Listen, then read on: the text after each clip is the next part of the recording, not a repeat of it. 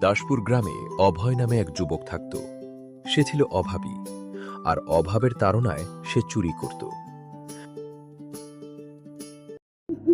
একদিন রাতে অভয় চুরি করতে বের হল। সে জানত না যে আজ সে যার বাড়িতে ঢুকছে তিনি একজন শক্তিশালী তান্ত্রিক সাধু। অভয় সারা ঘর খুঁজেও কিছুই পেল না এবং হতাশ হয়ে ফিরে গেল। সে বুঝতেই পারেনি যে তান্ত্রিক সাধু শুয়ে শুয়ে সব দেখছিলেন, কিন্তু তাকে কিছুই বলেননি। পরের দিন সকালে অভয় যখন চায়ের দোকানে বসে চা খাচ্ছিল, তখন তান্ত্রিক সাধু তার পাশে এসে বসলেন। কি হে বাপু, কি করো তুমি? কেন? তুমি কে যে তোমাকে বলতে হবে? চা খেতে এসেছো, চা খাও, বেশি কথা বলো না। কাল রাতে যে আমার ঘরে চুরি করতে এসেছিলে, সেটা মনে আছে তো? তুমি কি আবল তাবল বলছো? আমি কেন তোমার ঘরে চুরি করতে যাব? বাবা, আমি তান্ত্রিক, আমি সব জানি।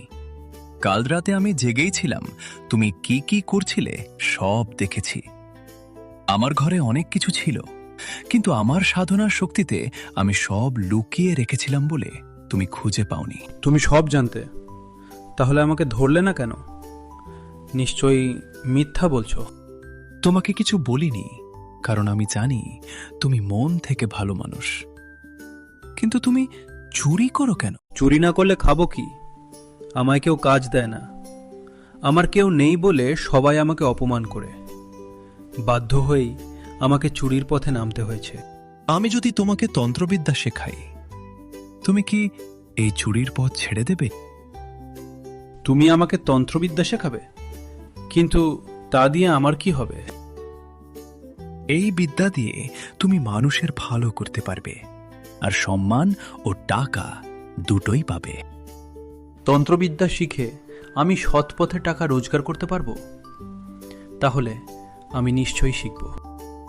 ঠিক আছে, কাল রাতে আমার সাথে শ্মশান ঘাটের কালী মন্দিরে চলো, ওখানেই তোমার সাধনা শুরু হবে। পরের দিন রাতে অভয় আর তান্ত্রিক শ্মশানের ঘন জঙ্গলে মন্দিরে পৌঁছালেন। অভয়, তুমি এই গণ্ডির ভেতরে বসো, এর বাইরে একদম যাবে না। এখানে বসেই তোমাকে সাধনা করতে হবে। ঠিক আছে গুরুদেব, কিন্তু আমার কোনো বিপদ হবে না তো? গণ্ডির বাইরে না গেলে তোমার কিচ্ছু হবে না। মন দিয়ে সাধনা করো। অভয় সাধনায় বসল। হঠাৎ একটা বাঘ এসে সামনে গর্জন করতে লাগলো, কিন্তু অভয় চোখ খুলল না।